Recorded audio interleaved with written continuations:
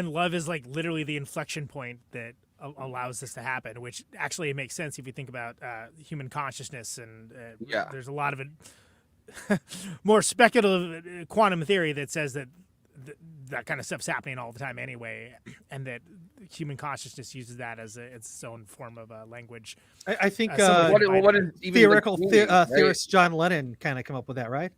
No, what is like dreaming if not, connecting to other people through these points where, at least in your own consciousness, you're kind of reevaluating, an endless spectrum of moments because it is mapped. It's just it's not mapped in a way that you would think of as being like like a star map, but it is mapped. And like again, there's a whole thing about multiversal theory with that. Well, as well. I was gonna say, and finally, new rule: if you're gonna tell me that the fifth dimension is love, okay.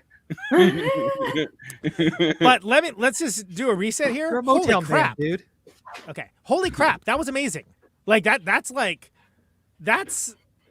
the argument for Christopher Nolan right there, where it's like, we're gonna do this like a 1940s epic.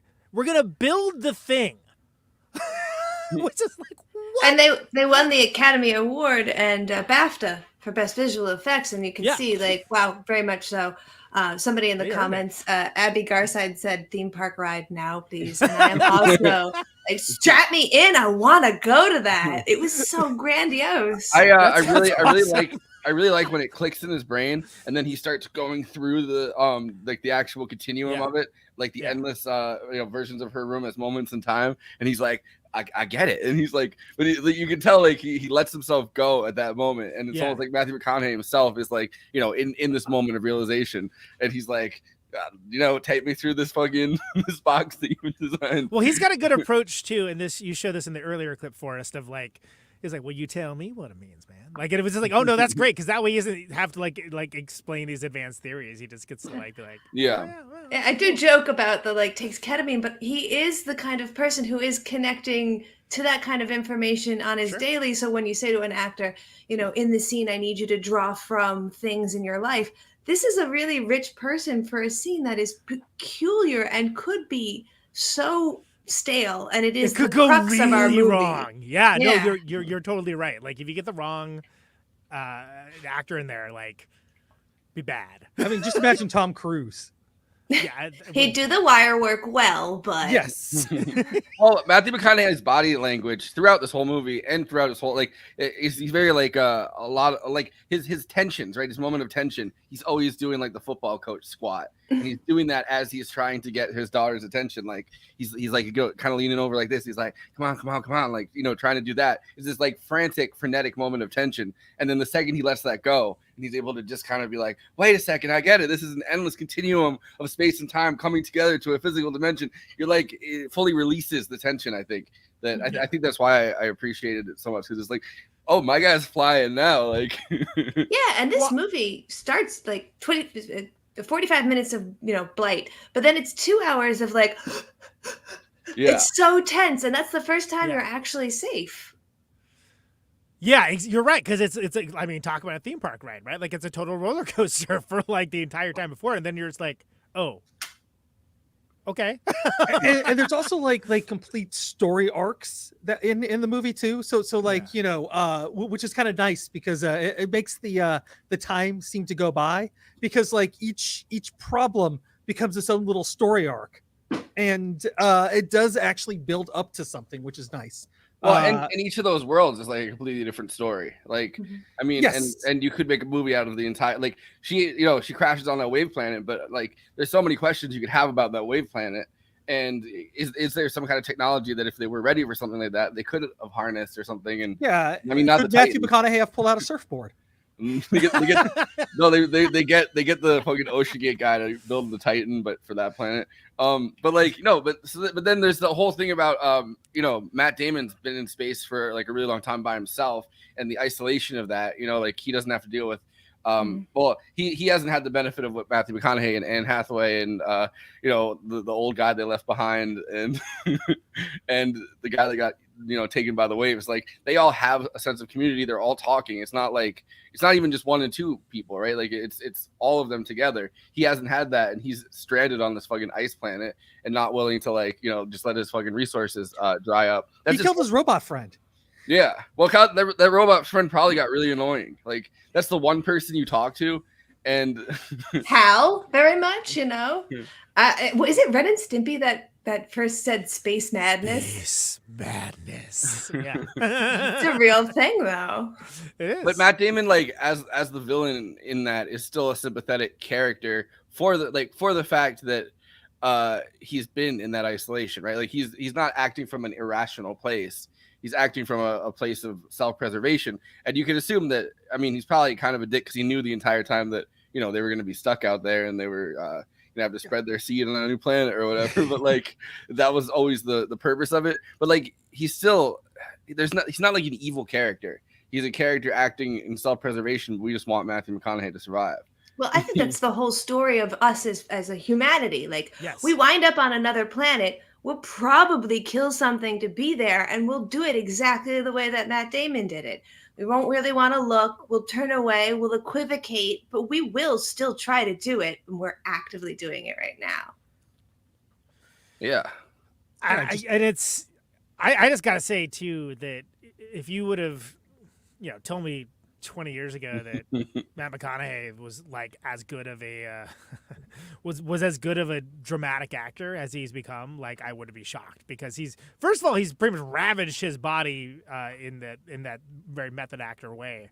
But between this and True Detective, Dallas Buyers Club, all that stuff. Yeah, Dallas Buyers Club. I watching him in that movie. I'm worried. I felt worried that he was going to die soon. He looked like he's of malnutrition. It was like The Machinist with Bale.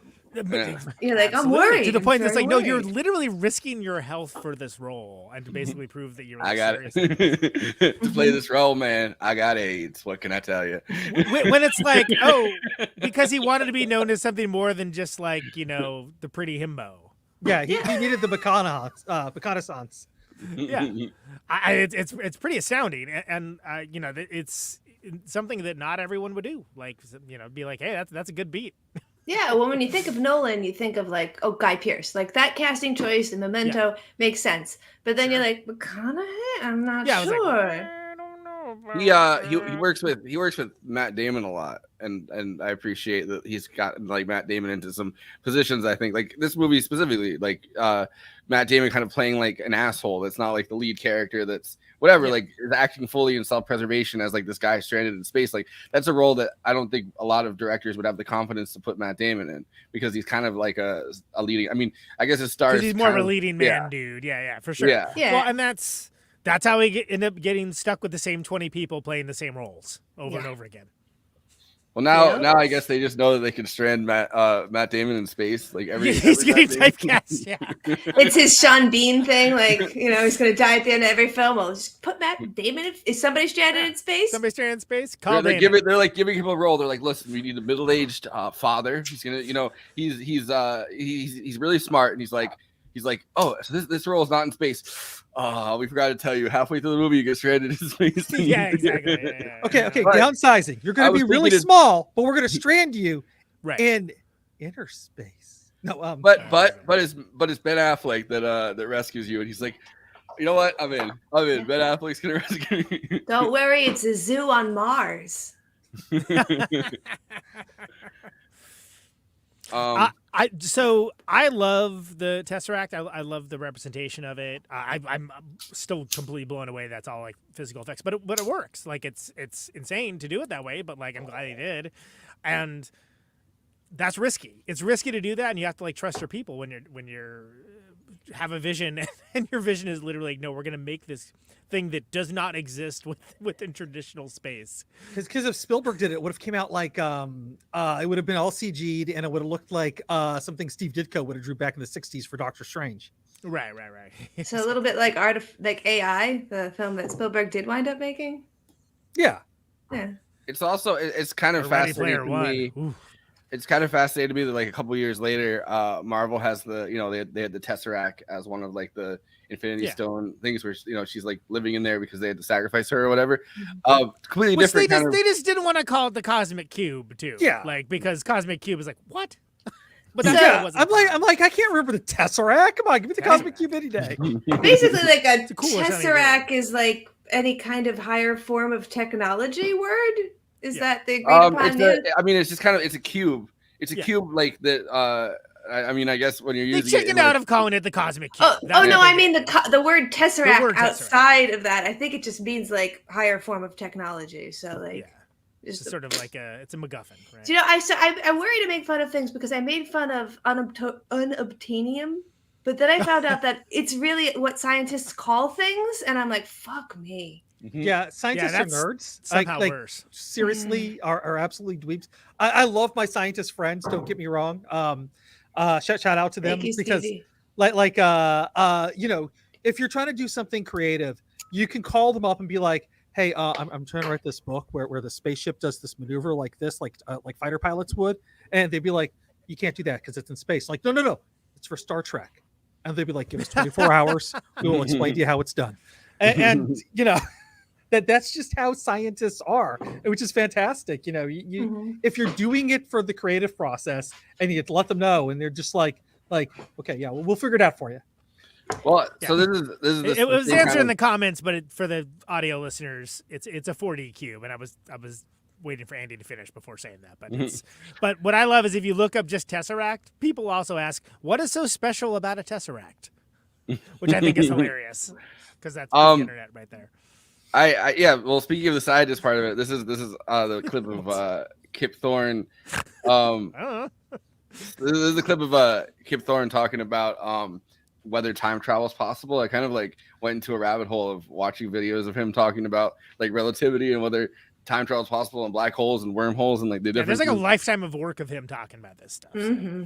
He's kind of wanted to. It seems like he wanted to be almost like a Neil deGrasse Tyson kind of figure where he's like the popularizer of science. But yeah, I mean, he'll go down. Neil deGrasse Tyson. Hold the phone. All right. Neil deGrasse Tyson though is trying to do a Carl Sagan because Carl Sagan's the OG of all that stuff. And he, this guy was. They're all just trying to be Mr. Wizard. I'm interested in the use of time travel, wormholes theoretically, to probe the nature of reality. We would like to probe the laws of physics through a combination of experiment and theory. But there are areas where the experiment is so challenging we can't do it with the human technology in this century. And wormholes and some aspects of the nature of space are in that domain, predictions about them. And so thought experiments, Einstein taught us, are a powerful tool for probing the nature of physics. You just ask, could, in principle, our infinitely advanced civilization, could such a civilization build a wormhole to travel from here to another galaxy? And when you ask that kind of a question, you then go into the laws of physics and you probe it mathematically, geometrically in the laws of physics, and it teaches you a lot about the nature of space and time. How might that work conceptually from the laws of physics? The warping of space in a wormhole is so intense. It's like the warping of space in a stretched rubber membrane. It wants to shrink, and the wormhole wants to shrink and pinch off. So when you try to travel through, you die. And so can they be held open? How do you hold them open? And so we then, in this way, discovered intimate relationship between the nature of energy and tensions on one hand, and the nature of warping of space on another hand. Now, how does that relate to time and the possibility of time travel in either direction, to the future or to the past? If you have wormholes, then if you move the mouth of one wormhole down near the surface of a black hole, time flows very slowly there compared to the rate of flow of time back here on Earth. And so the two mouths get out of sync. The mouth of the wormhole sits down near the surface of the black hole, and it sits there with only a few hours passing, while up here on Earth, 1 billion years pass.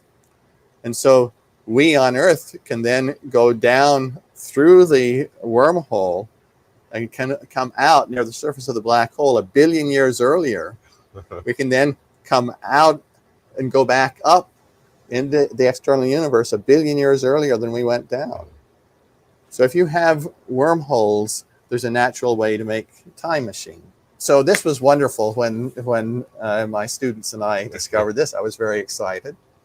But then probing more deeply and talking with other colleagues, I was forced to realize that there's a universal mechanism that when you're trying to turn a wormhole into a time machine in this way, a universal mechanism that always creates a violent explosion that very likely destroys the wormhole right at the moment when it begins to make time travel possible.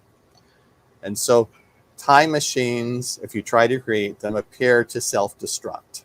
We simply do not have the understanding of the laws of physics to be able to speculate about that quantitatively yet. We have to have a much deeper understanding of quantum gravity to get the answer, whether that's possible. Yep. And I like how I imagine just Elon Musk being like, self-destruct, you say? Well, I will put resources into it. Hold my beer. Will the wormhole lock itself and set itself on fire? Yes. I'm in there. I'm working on this technology. What's so crazy about what he's describing is that it's observable to us to a point. Like right. The whole concept of gravity, like gravity inside a black hole is infinite. And we know that it affects time. Like we could even see it with our GPS. So GPS satellites go outside our orbit and they're not as close to the center of the Earth. And so gravity isn't affecting them as much. Yeah, we also saw this with Mark Kelly and his twin brother. That's right. Did you hear about this? They sent up his brother to the International Space Station for a year and observed the differences, and his brother did not age as much as Mark Kelly did. Oh my God. Well, that's what politics will do to you. Hey, everybody. Whoa. No, I was going to say we use Einstein's theory of relativity to make the formula to correct our GPS satellites so that they're at the same time, because we could observe that gravity is affecting the time we experience in orbit. So it's like, oh my God, he's so close to not sounding insane, and he's talking about time travel. Yeah. Well, that's speculative quantum theory. I mean, that's like in a nutshell. And honestly, like when you get with time dilation, like it is time travel. It's just only in one direction. Yeah. But, Yeah. But the idea of great like Stargate episode about that. You can't observe it. We do not have the tools to observe it. And fundamentally our consciousness would not be able to understand it is the problem. So therefore there's this idea that like it's interpreted in these other ways and through these other functions that maybe somewhat ascribe to magic or whatever. Just like how they thought phlogiston was an element that caused combustion before they understood the principles of combustion in that same way. Mm-hmm. Absolutely. I find it fascinating. His thing when he talks about relativity, he's like, it's actually not as much that time is relative; it's that time is personal. So it's your own sense of like your own consciousness and the speed in which He's just ornery. That's why. No, but like the speed in which time goes is personal to you, right? Like as in like you're interpreting it a certain way. Your perception of it, your interpretation of it, so on and so on. Yeah, and it's going to be unique in the interpretation of any consciousness that's around. Therefore, as an observable metric, we lack the capacity to be able to rationalize it in any objective way. Mm-hmm. Well, some of us haven't even figured out how to get places on time to start with. So, you know what I mean? Time travel. Time travel would be lovely. You mean I can't just... travel? I'd like to time travel to when my alarm went off and not hit the snooze button. Go. I can't just fly around the Earth backwards really fast? Right, exactly. Damn Superman it. has taught us the more you run backwards, the more time moves backwards. Like it's the Forrest Gump scene where he's running, but it's just backwards. Or in the scene in Superman where Superman does that exact thing, or like Superman 3. Which one is it? No, it was the first one. It was the first one. Donner. Is it the first one? Yeah, the Donner one. Lois Lane dies, and Superman gets mad, flies around the Earth. The Donner Party eats everybody. Yes. It's a Donner one. It's Richard Donner, head of the Donner Party. Yes. By the way, still my favorite Superman. Yeah, I'm so glad he made movies after that trip. Yeah. Yeah, it's true. Well, I'm glad they didn't eat him. Yeah, I mean, this is a long movie for sure, but I think Didn't feel long. It exactly. I think it justifies it. I think it's Yeah. it's a what else is a long movie? Fucking 2001. I know it's like one of my favorite movies of all time. It ain't short. I mean, shorter than Drive My Car, but I mean, interesting. it's shorter than long. this movie by like half an hour, but so, I mean that's not like nitpicking to anything with it. Like it is. I mean, it is a long movie, but this movie really extends out the. But it doesn't feel because time is relative. You know what I mean? Like, there's no fat in this movie. Like some it movies is. feel like they take a really long time, and they're not as long because time is relative. That's what I'm trying to say. Well, like Seven Samurai, this movie, or Until the End of the World, like this movie has like, enough going on with it that each section of the movie kind of wraps up nicely and moves us into the next part. Yeah. So it is. It works that way.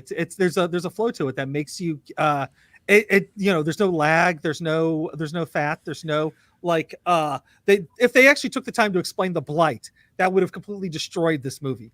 Well, then it's about the blight, right? Yeah. And also, I like that they're like, oh, well, we all know that the space race was, largely contrived of that whole that's a crazy scene because there's entire movies that would be like based around that, right? Where Yeah. it's like, whoa, they're redacting history in this way, but it's for the overall greater good. And there's the cool question of, okay, well, if you lie to the people to protect them, to blah blah blah, et cetera, different movie, but it's just a thrown off little minute and a half exchange at a parent teachers conference. I think Christopher Nolan kind of does come to the conclusion that it might not be the worst thing to lie to people though about because like the secret NASA does in the end triumph with his daughter like Yeah, that must have been an awkward thing though, like explaining like, hey, by the way, I work for secret NASA, not like SNASA, really. We call it SNASA.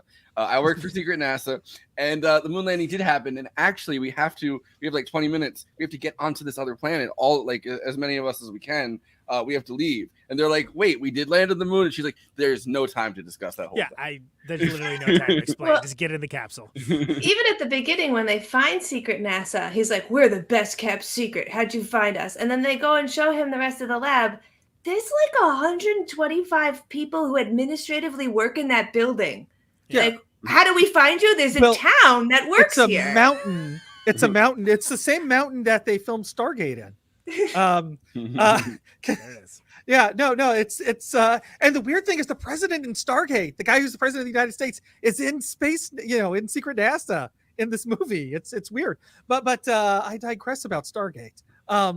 It's a Cheyenne Mountain, which is actually complex in Colorado, I believe. An actual base, and you see the entrance very briefly. And it was just long enough for me to go, oh, I know that place because of Stargate. And so it's like, okay, so they built secret NASA inside this mountain, so that makes sense. And they all live inside the mountain where they have their own kind of ecosystem to be able to live. That makes perfect sense. No Don S. Davis, unfortunately. No, sadly. R.I.P. By the way. R.I.P. to a legend. Yeah. I mean, like, I think you can explain away some of that. Not what Andy just said, but the whole like where these people like buy food and like interact with other human beings, so and so. With like, nobody cares. Nobody cares because like cares. They got like again, space travel has like been retconned. That like, oh no, that was largely just as which unfortunately, and that goes back to what I was saying earlier about like lots of. Not the audience for this show, of course, but like online leftists and liberals that like are just so concerned with like domestic issues and social policy, of which I'm concerned with as well, that they think it's an either or proposition for space travel. That like take that to the nth degree. They would never conceive of the fact that anyone would be into space travel because they've been told it doesn't exist, more or less. Or that it's a contrivance for some parasocial diplomatic function of the Industrial Revolution. Well, I feel like I want to put a caveat there. I do feel like there's a decent fear that if we let the plebeians think that interstellar space travel and rehabilitating an alternative planet is really even possible, they'll continue to trash the one Great. we're on like the fucking idiots that they are. Let's go nuts. Yeah, who cares about? I'm gonna throw away all my recycling in the garbage can. Yeah. I'm gonna pour all the bacon grease down the sink. All right. It's pretty dire, and this is really just a thought. And I think that that's probably what triggers that it's unrealistic, but I can see that. I get it, and look, there's always a danger that like when you get people involved, the baser nature of people is not temporarily embarrassed geniuses. I'm sorry, it just isn't. And this is again something that the left especially doesn't seem to realize is like, no, not everyone isn't a good person by default unless they're a billionaire. That's not true. There's plenty of people that are like working class people that are racist idiots, and like that's a very real thing. There's plenty of people that believe exactly your political beliefs and are some of the worst people ever.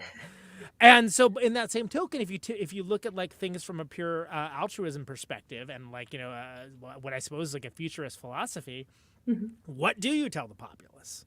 Well, it's most likely that the populace would be lied to, because you don't want them involved. You don't think we're being lied to now, do you? I know, never. And that's the point of the percentage of truth setting on TARS that is so compelling. Is that, you know what? 10% is kind of necessary for survival. And even when he does dial it back, he still leaves 5%. That's something that I have a problem with what started with like the diplomatic leaks and whatnot, that people think that, all information should be free. No, it shouldn't. It really shouldn't. You don't want that. You say you want that, and you don't want that, and you don't know what to do with it. Like, and again, this elevation of the individual that we've done through social media and conditioning in that way, everyone thinks that, like there's this idea, if people just had the facts, then they would believe the way I believe. No, not true. None of that is true. And so, again, interesting, this kind of a throwaway point just to establish like, the grounding of the reality that he's coming from, but it makes sense there would have to be a secret NASA if you're in a situation like this. Because if nothing else, if you have a disinterested populace that has basically given up on dreaming and given up on like okra, apparently it's the last year for okra. I don't really care about okra, so it doesn't really affect me that much. But like, you're gonna have people like that are adopting a Dust Bowl philosophy, which is that none of that matters. I'm just trying to put food on the table. 100%. It's kind of crazy that again, that's enough to carry like a movie or two, right? I mean, that's just like, this is establishing criteria before we get into this other stuff. Oh yeah, I mean, just talking about the world of the plate, you have to assume that like there isn't even the capacity for there. So we know there are no Marines because he says that there isn't even the capacity for war between countries over the remaining amounts of food, because they can't even feed an army to fight each other. Like, it's dire. Yeah, that's pretty, like, again, throwaway line. But it's like, whoa. Yeah. But it's also a little bit like Shaun of the Dead, where like when we hit these like mass extinction, huge events, we're not really interested in fully believing it right away. Like, we kind of want to go around and be like, it's okay, I'm sure we'll figure it out. Yeah, we do love to lie to ourselves. The human hunger for complete self-deception is nearly bottomless.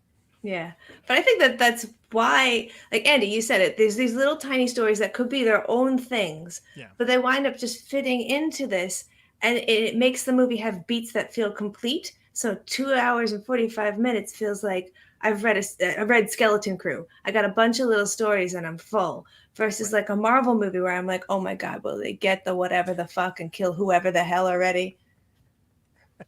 Come on, I got a roast in the oven. Oh my God, is the hero gonna win? Yeah.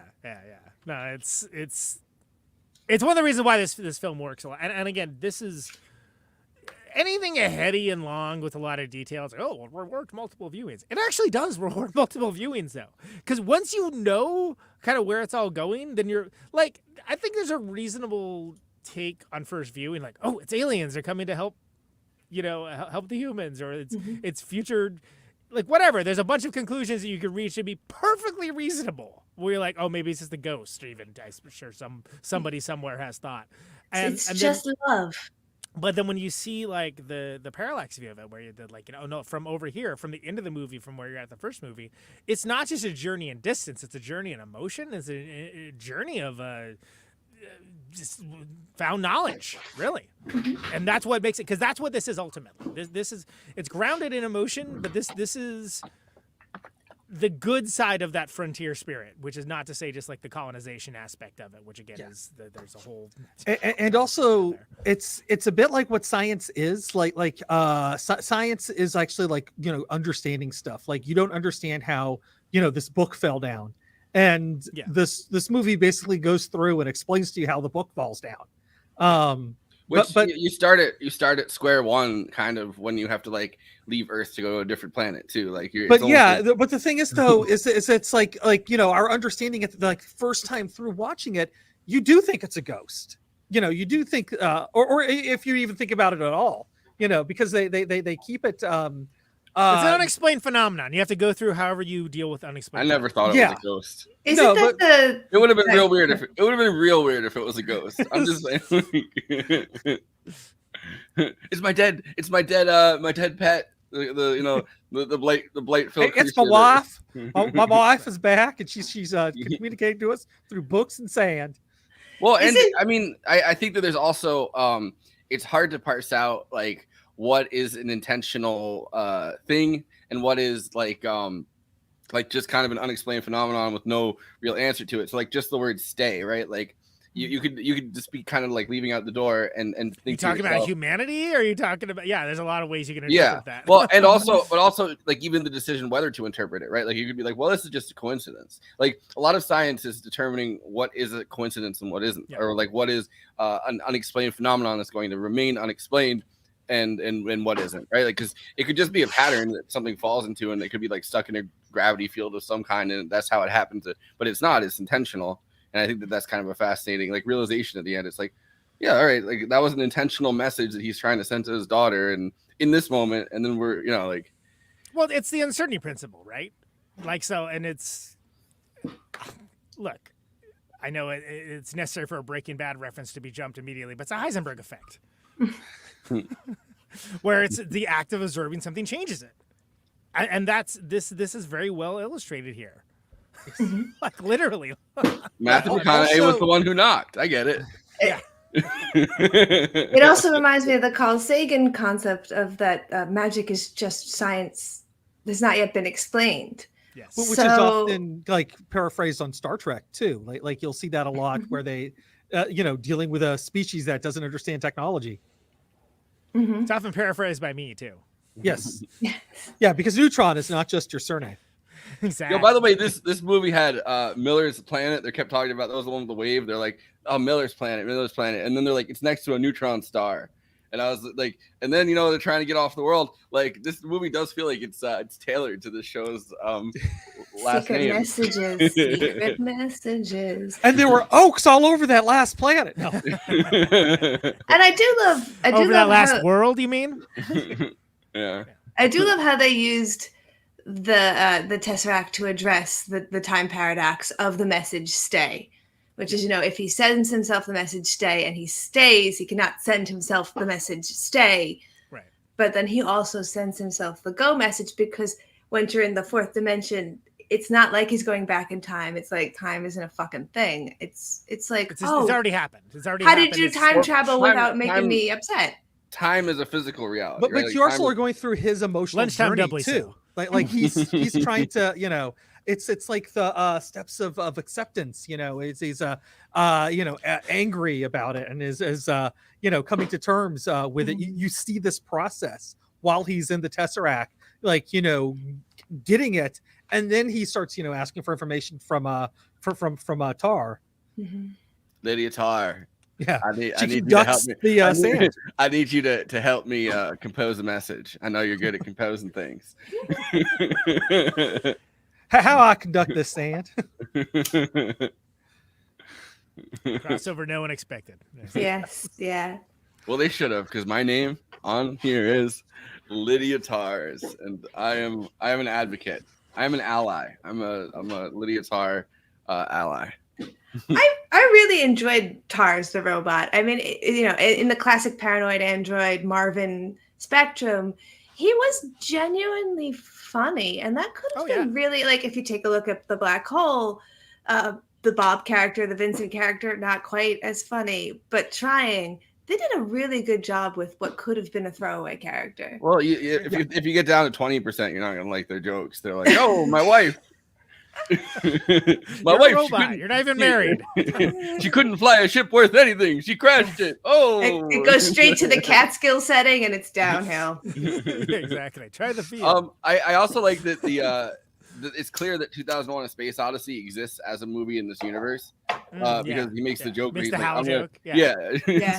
Which, if I was in that ship, right, would have just I would have been like, wow, we're turning around. Like, this ship just referenced 2001: A Space Odyssey, and the robots in control of everything. Like, get me the fuck off this ship. But I like that they made that reference, and I like that it feels like it takes it a step further than the questions that Kubrick raised, which is like, a robot that has a goal, like what is honesty really, and like, what is being wrong. Like you realize that it's not that Hal was wrong, it's that Hal had a mission, and the objective was to get to Jupiter, and when like anything that got in the way of the mission, he had the objective to like destroy. And in this, they kind of dispense with that like one moment where he's like, oh, he has he's 95% honest or whatever, because honesty isn't always the most diplomatic policy. And it's like, that's in itself, that number one is kind of would terrify me. So I'm like, you let this robot lie? And then there's later on, there's the like, well, you can't ask him to do that. It's like, I'm not asking him. I'm telling him. Like, that's and it's your reminder, because you've humanized the robot at that point. Of like, he's like, no, you animals, you did it. You humanized the robot. Damn you! Damn you! to quote another Star Trek episode, it's a very interesting way in how we humanize ourselves. If you're familiar with the episode with the Temerians, where Picard goes to a planet, he can only speak to the alien in phrases that the alien knows. These jokes that we have, making a Hal reference, is like reaching out from robots to human race and being like, I get your culture. It really humanizes him so well. Well, and they say it makes, he thinks like these jokes put us at ease. And it's like, oh my God, they don't. But not these jokes. Like, not able to read the room, as it turns out. Able to read all the settings of the different planets and everything, but not able to read the room. What a tragedy. I'm gonna have just an Andy robot. It's gonna just every time we get to a jam, it's gonna just recommend a movie that it's just a bad movie. It's gonna be like, or a reference to Stargate. You should see this movie. It's terrible. And it's like, this is not the time, Andy robot. J Andrew robot. There's a giant wave about to crush us. But have you seen Wolf Warrior 2? Had it, in that movie. you're like, no. Have you seen Escape from LA? They surf their way out of it. We could do this. I could be the board. Not a terrible movie.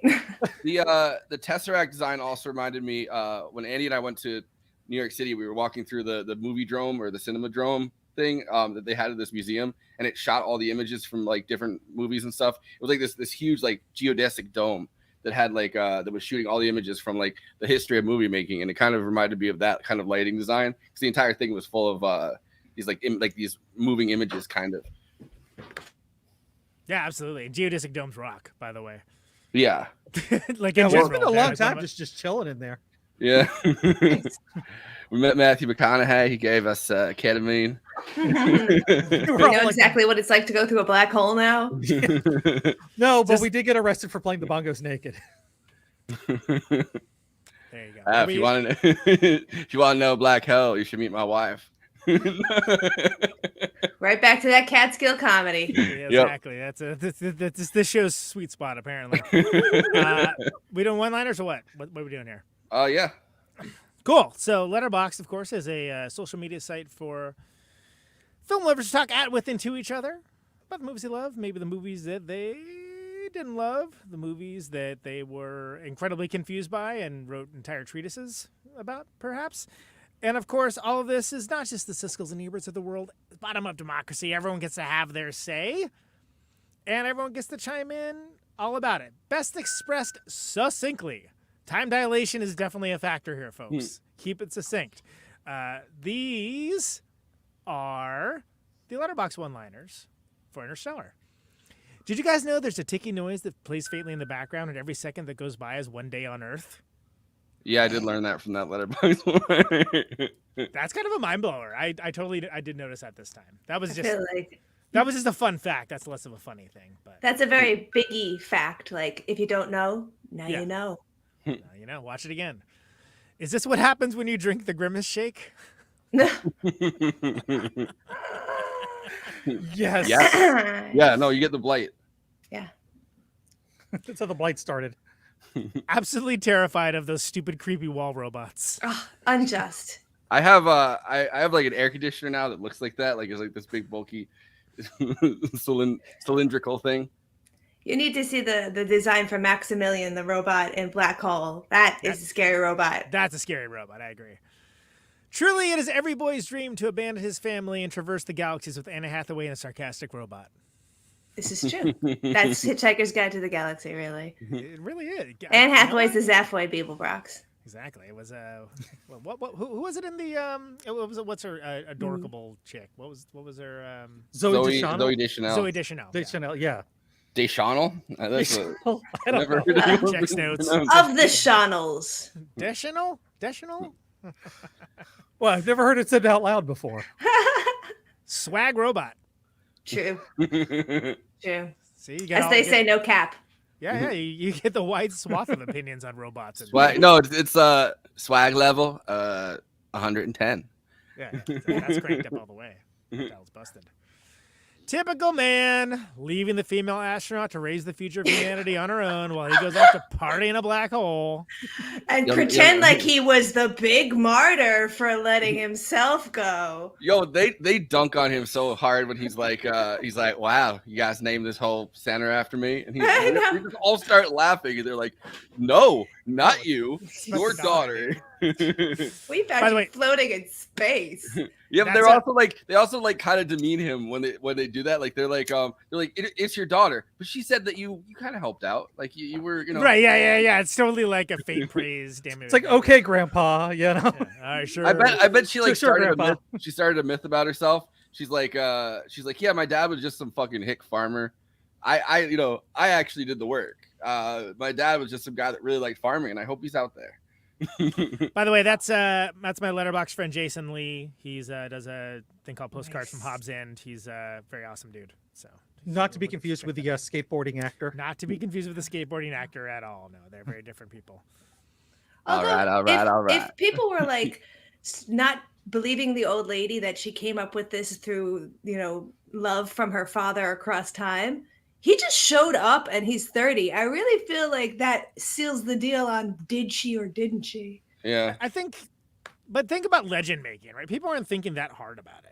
Mm. You know what I mean? They're probably like, oh, it's kind of crazy that that's. But weird. I do kind of like that people couldn't make it implies that people couldn't make the logic jump to like your dad's in space sending your messages. They're like, yeah, we believe you that there's another planet out there and we can travel there. And like, we believe all the stuff that you're doing about science, like new stuff. We don't believe you about your dad. I'm sorry. That's jumping the shark for us. People really get hung up on banal details. I'm just saying. Night extravaganza. Space Mountain at Disneyland feels a lot like this. Oh, I was too short. I didn't know. I don't know. I can't say. I'm driving through Space Mountain, and I'm just trying to understand the differences between space and time. Well, yeah. I mean, like totally that last part where you go down that water slide. Going down that water slide, man. The wave planet still gets me sweating. It is such a tense scene, and I know everything that's going to happen. They're so right. And again, that goes back to the first time I saw it, was like, holy shit, is that a wave? And to be like, oh, whoa. Yeah. It's a bit pleasant though when it's hot out and you're on Adderall, you're fucking a little dehydrated. You see all that water, you're like, it's the planet. It's the planet. You need to be on the wave planet. You know what I mean? Yeah, if we were writing the SNL skit when this came out, then McConaughey would have busted loose the surfboard, I'm sure. But that's what I like about these waves, man. Love this movie so much, but why does Matt Damon always need his ass saved in space? Legit. In this, he That's does a not get his ass saved No, in he does space. not. He does not. He just but he needs needs it. Yeah, that's the baseline criteria of why he's doing it. Anyway, those are the Letterboxd one-liners for Interstellar. Please follow the show. That's Lydia Tars over there at Movie Night Extra. Now conducting the self-destruct sequence. Get it? It's funny because imminent destruction. It's funny, man, because Lydia Tar got herself canceled. You know, logging all the shows that we do on this. Logging all the movies that we do on this show and so much more. Of course, Conan Neutron, Planet Neutron is the correct choice, as y'all know, as is following me because I'm always logging all the stuff, the highbrow, the midbrow, the populist fare. Follow me along for the Criterion Challenge. I'm ahead of the game, people. I'm definitely finishing this year, even with some touring in the fall. So just know that in your heart of hearts, people. J. Andrew, End of the World. That's just kind of a catch-all nickname, I think, for most of the movies we cover. Yeah. Black hole of references, and also a black hole of weird cinema that all the weirdest stuff. So you don't have to, or maybe so you can. I don't know. Maybe you can warn yourself about it. I find some gems on occasion. Exactly. It's all. Any which way you look at it, it's all there, and he's doing it. Call him Adam Sandler because he finds some gems on occasion. I got gems. KT, vital information necessary, centralized, is on Letterboxd and is moving forward like a cosmic child with doing a thing now and again. So you can follow KT as well. J. Underworld, please take some with plugs.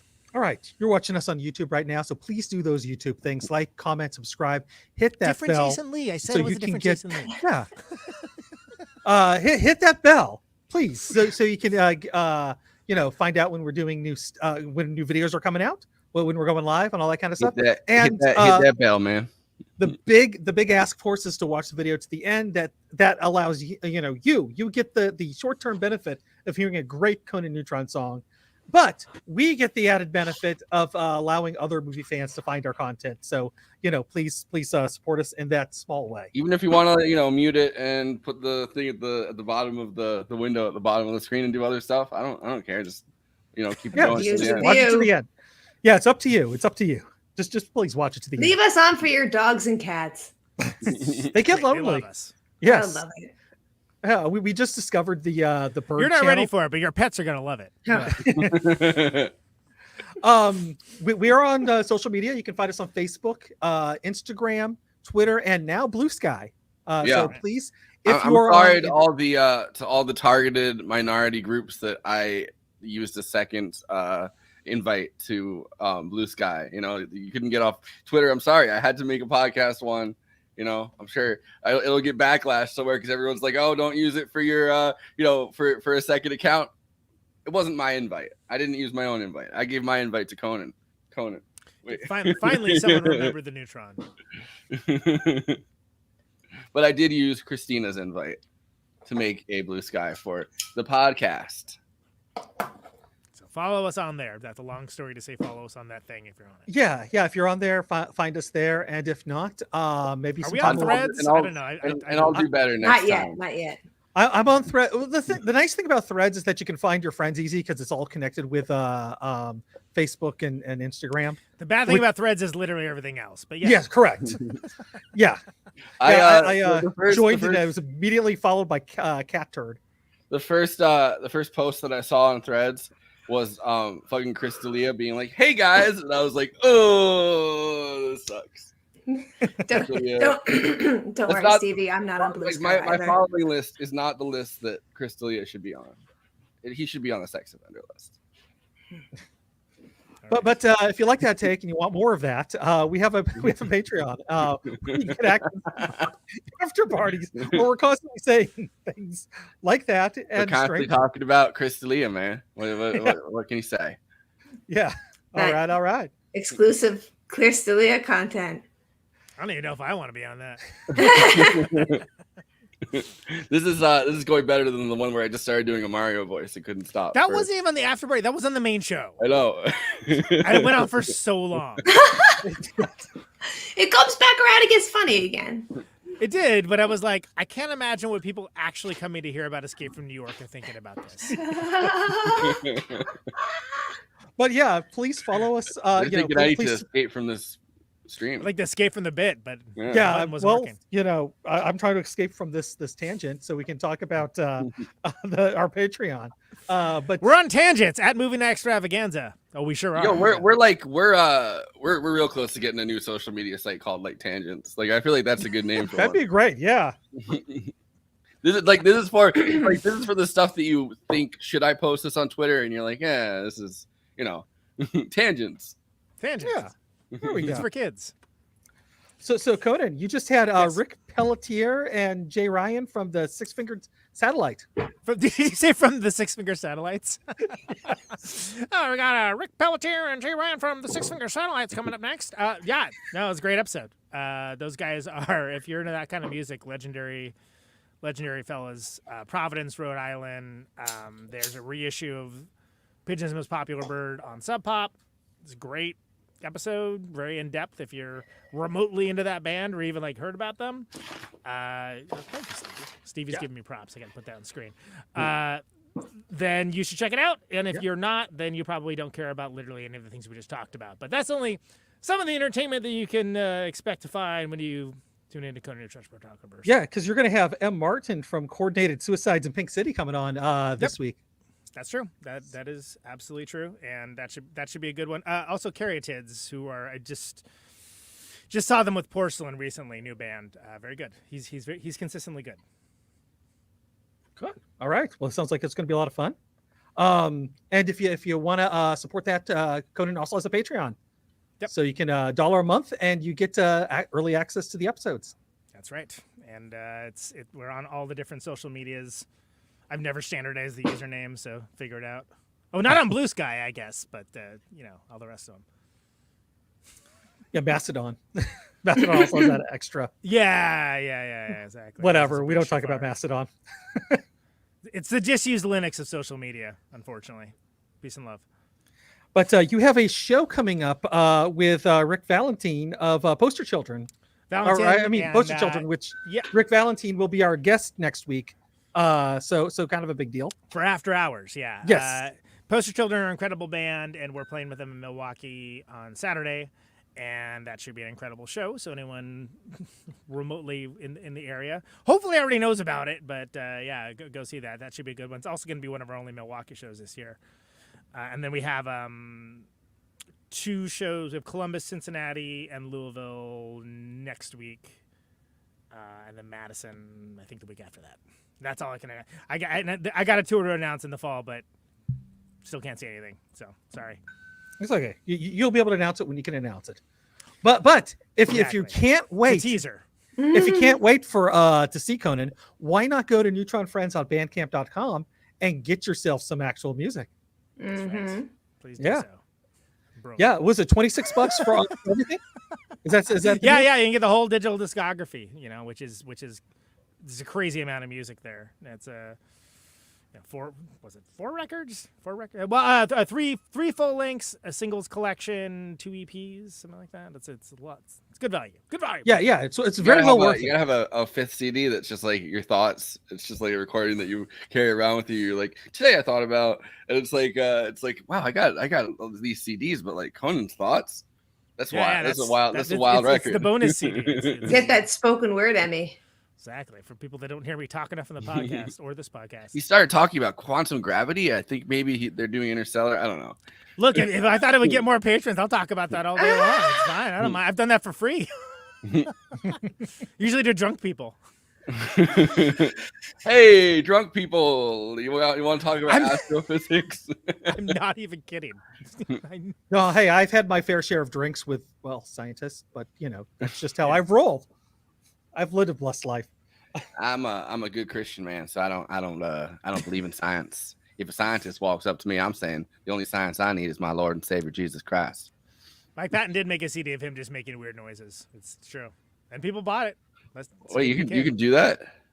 You're Mike Patton. If you're Mike Patton, yes, you can. To be clear, if you're as talented as Mike Patton, yes, you can. But yeah, the average person should definitely not do that. Yeah.